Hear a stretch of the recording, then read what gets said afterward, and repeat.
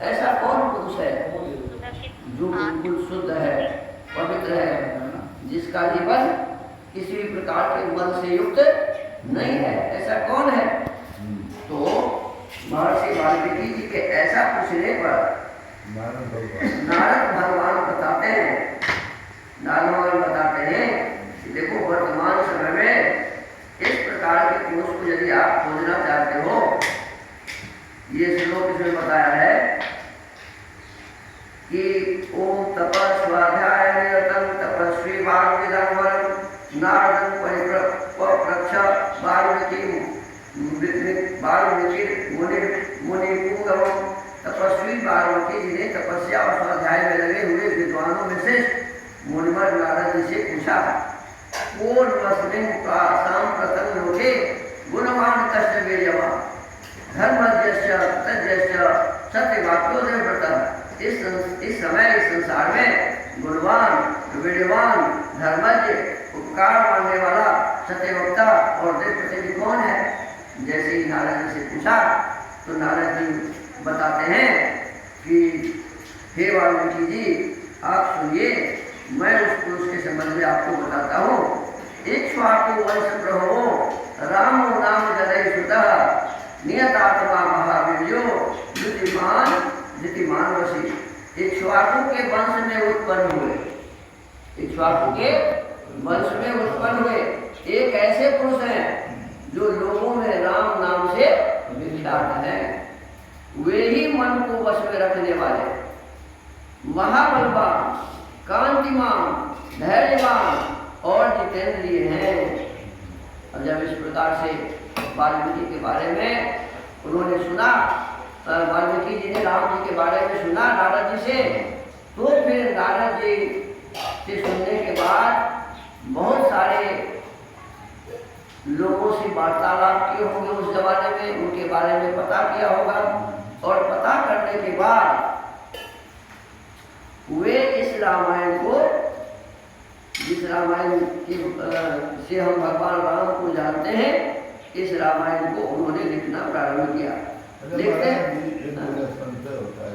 जी कि जब वाल्मीकि कृत रामायण जो है, निश्चय रामायण जो है, रचना उन्होंने जब सतयुग में कर दिए थे, तो त्रेता में ये जो बात आ रही है, त्रेता में जब भगवान श्री राम हो गए नारद जी से पूछी, वही मैं आपसे निवेदन कर रहा हूँ, थोड़ा सा ध्यान दीजिए। मुझे आपने सुना, मैंने श्लोक बताया कि वाल्मीकि जी ने पूछा और नारद जी ने बताया कि राम जी क्या करते इस समय है। अब ये रामायण लिखने का प्रक्रम चालू होता है, तो कहते हैं प्राप्त राजस्य रामस्य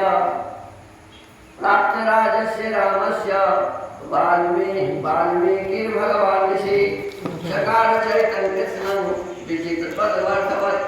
श्री रामचंद्र जी ने जब वन से लौटकर, वन से 14 वर्ष बिताकर लौटकर राज्य का शासन अपने हाथ में ले लिया, राज्य का शासन अपने हाथ में ले लिया। उसके बाद भगवान वाल्मीकि मुनि ने उनके संपूर्ण चरित्र के आधार पर विचित्र पद और अर्थ से युक्त रामायण काव्य का निर्माण किया। अब देखिए वाल्मीकि जी के बारे में, वाल्मीकि जी क्या यहाँ क्या लिख रहे हैं कि जब राम जी वापस आए लंका से, रावण को मार के 14 वर्ष का वन काट के, और जब भरत जी के पास आकर के और भरत जी ने उन्हें राज्य का बागडोर संभला दिया, इसके पश्चात वाल्मीकि जी ने रामायण की रचना की। ये वाल्मीकि रामायण के बाल कांड के 4थे सर्ग का पहला श्लोक है? तो वाल्मीकि जी क्या लिखते हैं ये मुझे देखना पड़ेगा ना हम लोगों को, है? अब बताइए, तुलसी बाबा भी जो रामायण शुरू करते हैं तो वाल्मीकि मुनि जी की प्रशंसा करते हैं? और बहुत सारे लोग तो वाल्मीकि का अवतार कहते हैं, मानते हैं तुलसी बाबा को। तो वाल्मीकि जी उस समय रामायण की रचना जिस समय करते हैं, उस समय तो राम जी राजा हैं, युग त्रेता है ना जी? तो वाल्मीकि के अलावा तो कोई ऋषि लिखा ही नहीं पहले राम के बारे में, राम के बारे में दूसरा कोई नहीं लिखा। तो सतयुग में ये लिखा गया है तो हम लोग अपने मन से कहते हैं ना, वाल्मीकि जी ऐसा नहीं कहते। जी बता रहे हैं आप यहाँ। हाँ। लेकिन बहुत संत लोग से हम सुने हैं। मैं भी ये सुना हूँ, मुझे भी पता है। मैं आपसे निवेदन करूँ, जिस संत ने हमें कहा उस संत से ये पूछना चाहिए कि सबसे पहले रामायण की रचना किसने की? तो सब कहेंगे कि सबसे पहले वाल्मीकि जी ने की। तो जब सबसे पहले वाल्मीकि जी ने की तो वाल्मीकि जी ने तो लिखा है कि राम जब गादी पर बैठ गए जंगल से आने के बाद, तब हम रामायण की रचना कर रहे हैं। तो वाल्मीकि जी तो ऐसा लिखते। अब कोई आदमी अपने मन से यदि मान लीजिए कहीं से कहीं बात लेकर के और अपने इच्छा से कुछ बोलता रहे तो उनकी बात है ना, वाल्मीकि ऋषि की बातें नहीं है ना। हमको आपको विचार इस संबंध में आपको थोड़ा सा संशय खत्म हुआ कि नहीं हुआ? ये तो हो रहा है, लेकिन यहाँ लव कुश जो था है ना, उनको वाल्मीकि जी जो है कि पहले ही रामायण समुच्चय सुना दिए थे। नहीं तो ऐसा है ना, ये प्रसंग अब बाद में है जो आप कह रहे हैं। वाल्मीकि रचना, ये रामायण की रचना हो गई। राम जी जब आए जंगल से और राजा बने, इसके बाद में लव कुश का जन्म हुआ है। तो रामायण की रचना हो गई थी। समझ गए? रामायण की रचना तो वाल्मीकि जी ने वही शुरू कर दिया था और लव कुश का जन्म हुआ, फिर वो पाला पोसा गया, बड़े हुए और जो उन्होंने लिखा था सो उन्होंने कंठस्थ करवा दिया। ये लिखा हुआ है, ऐसा लिखा हुआ है। अच्छा। कि जब ये रामायण तैयार हो गया तो लव और कुश को उन्हीं के आश्रम में रहते थे। अपने आश्रम में रहने वाले दोनों बालक को उन्होंने इस रामायण को कंठस्थ करा दिया। और फिर वो जहाँ जहाँ जाके गाते थे तो राम जी के अयोध्या के गली में गाते हुए जब राम ने सुना तो उन्हें बुलाकर अपने दरबार में लाया और अपने सभी भाइयों और दरबारियों के साथ राम जी ने भी इसे सुना। हाँ, ऐसा लिखा हुआ है। तो ये तो बड़ी बात नहीं है, ये तो हो ही सकता है ऐसा ना। वाल्मीकि जी जब राजा बन गए राम तो लिखना शुरू किए और उसके बाद ही तो उनका जन्म हुआ था। ऐसा नहीं हो सकता है जो मतलब वाल्मीकि जैसे लिखी है यहाँ है ना, वाल्मीकि कीर्तन में और कोई ऐसे जैसे रामानंद सागर बनाए 10। अच्छा, मैं आपसे निवेदन करूँ, रामानंद सागर जी को तो मैंने फिल्म चलाना था ना, तो फिल्म में क्या होता है जो भी बातें जहाँ कही है ना सबको समेट के वो दिखा देते हैं। तो वाल्मीकि रामायण के आधार पर वो नहीं है, वो तो जितने भी रामायण है ना जहाँ कहीं से जो भी उन्हें मिला सबकी बातें उन्होंने दिखाई। तो उनकी बात है, मैं वाल्मीकि की बात कर रहा हूँ है ना। वाल्मीकि जी ने ऐसा लिखा है। अब क्या है कि जब राम जी का जन्म नहीं हुआ था तो दशरथ जी ने यज्ञ किया। यज्ञ करने के पश्चात श्री मुनि जब यज्ञ किए तो राम जी का चारों भाई का जन्म हुआ और जन्म होने के पश्चात लिखा हुआ है कि चारों भाई को दशरथ जी पठन पाठन करवाए, पढ़ाई करवाए। तो क्या पढ़ाए? एक चीज और महाराज जी बताइए जी। जो कोचिंग रहेगी से क्रोच जो है कि पक्षी जो है जो मानते हैं कि इसे आपस में ही कर रहा है, वो इसमें है, इसमें वो तो ऐसा है कि स्नान करने गए वाल्मीकि जी, तो स्नान करने के पश्चात में वो स्नान नहीं कर घूम रहे थे वहाँ, तो क्रोच वाली बात आती है कि उसको एक मार दिया। जो दर्द उन्हें हुआ देखा तो वो बहेलिया को साफ देने के लिए उनके मन से जो भाव उत्पन्न हुए वही से रामायण का शुरुआत होता है। ऐसा इसमें भी लिखा हुआ है। वो अलग विषय वस्तु हो गया, वो तो घटना दुर्घटना होती रहती है ना। कभी एक स्टेज आता है वो है ना, एक स्टेज आता है कोई कि यदि मान लीजिए हम आपकी बातचीत हुई तो उस समय काम शुरू नहीं किया, लेकिन काम कब शुरू किया कोई घटना देखा उस समय किया, ऐसा होता है। तो ये मैं आपसे ये कह रहा था कि भगवान राम जी का जब जन्म हो गया, तो जन्म होने के पश्चात ये बताते हैं कि दशरथ जी अपने पुत्र का पालन कैसे कर रहे थे। तो उसमें बताया हुआ है कि वो भगवान राम को, चारों भाई को पढ़ाई लिखाई करवाते थे। क्या पढ़ाई कराते थे? देखिए लिखा हुआ है, ते यदा ज्ञान संपन्ना सर्वे समुदिता गुणे श्रीमंता कीर्तिमन्तश्च सर्वज्ञा दीर्घदर्शिनः तेषामेवं प्रभावाणां सर्वेषां दीप्ततेजसां पिता दशरथो हृष्टो ब्रह्मा लोकाधिपो यथा। वे सब बालक जब समझदार हुए तब समस्त सद्गुणों से संपन्न हो गए। वे सभी लज्जाशील, यशस्वी, सर्वज्ञ और दूरदर्शी थे। ऐसे प्रभावशाली और अत्यंत तेजस्वी सभी पुत्रों की प्राप्ति से राजा दशरथ लोकेश्वर ब्रह्मा की भांति बहुत प्रसन्न थे। वे पुरुष सिंह माने चारों भाई, वे पुरुष सिंह राजकुमार प्रतिदिन वेदों के स्वाध्याय, क्या है?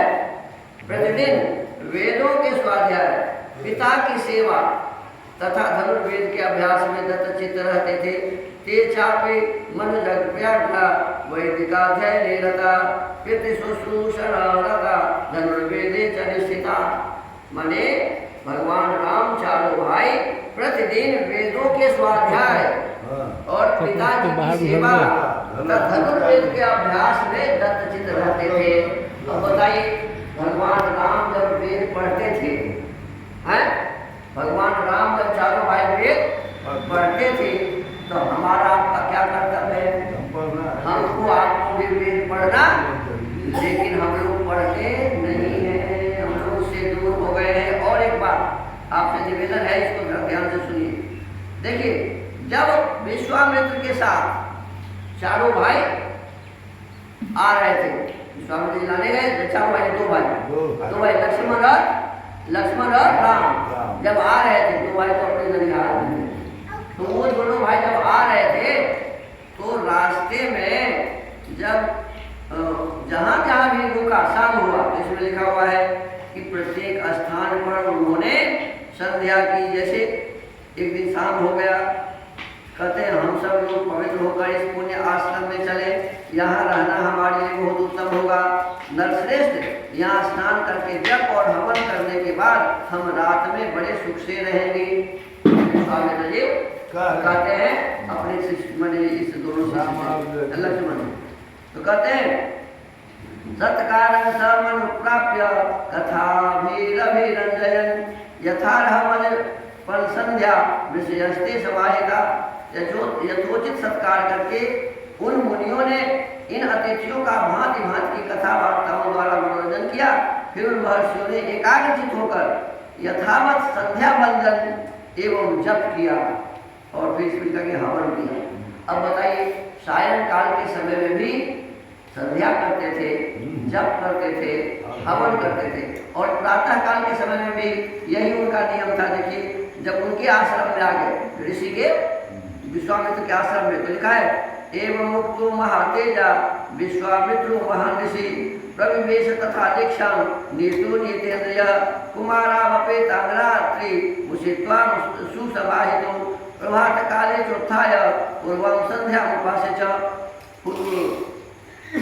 प्रसोची परमंजाप्यं समाप्य नियमेन च हुताग्निहोत्रमासीनं विश्वामित्र वंदताम्।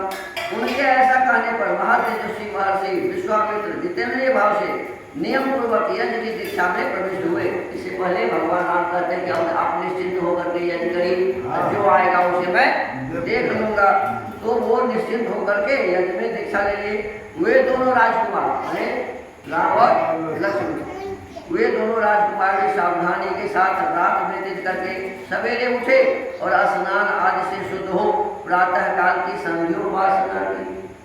देखिए, भगवान राम और लक्ष्मण क्या करते हैं, सायंकाल का भी किया था और प्रातः काल की संध्या उपासना की तथा नियम पूर्वक सर्वश्रेष्ठ गायत्री मंत्र का जप करने लगे। अब देखिए, भगवान राम क्या जप करते हैं, गायत्री मंत्र का जप करते हैं, और हम आज गायत्री मंत्र को भी छोड़ दिए, वेद पढ़ना तो छोड़ ही दिए, संध्या करना बिल्कुल छोड़ दिया। और देखिए, देखिए भगवान राम का आदेश क्या है। जब पूरा होने पर उन्होंने अग्निहोत्र कर दिए, मतलब जब पूरा हो गया गायत्री का, तब का अग्निहोत्र करके बैठे हुए विश्वामित्र जी के चरणों में वंदना की। ये सब जिनका काम था भगवान राम का। पिताजी की बात ऐसा ही करते थे। प्रातः काल उठ के रघुनाथा, माता पिता दुर्गा वही माता।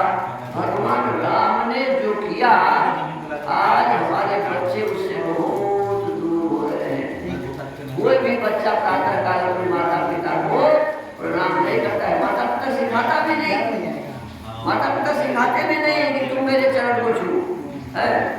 और भगवान राम प्रतिदिन संध्या करते थे, हम लोग संध्या नहीं कर रहे हैं। भगवान राम प्रतिदिन हवन करते थे, हम लोग हवन नहीं कर रहे हैं। भगवान राम प्रतिदिन वेद पढ़ते थे, हम लोग वेद नहीं पढ़ रहे हैं। तो भगवान ने हमारे लिए ही न किया, वो तो भगवान ही थे। हमारे आपके अनुसार हम आप तो यही मानते हैं कि ईश्वर तो वो तो ईश्वर थे, तो ईश्वर ने ये सब क्यों किया, तो हमारे आपके लिए किया, यही कहते हैं ना। हमारे जितने भी बड़े विद्वान हैं यही कह रहे हैं कि भगवान ने लीला की। क्यों कि हम आप उनके इस लीला को देख करके अपने जीवन को सुधारें। तो मैं आपसे और सारे लोगों से यही निवेदन करता हूँ कि जब भगवान ने हमारे लिए ही ये सब किया, तो हमें वेद पढ़ना चाहिए कि नहीं पढ़ना चाहिए। भगवान ने हमारे लिए ही किया, तो अपने माता पिता का पैर प्रतिदिन छूना चाहिए कि नहीं छूना चाहिए।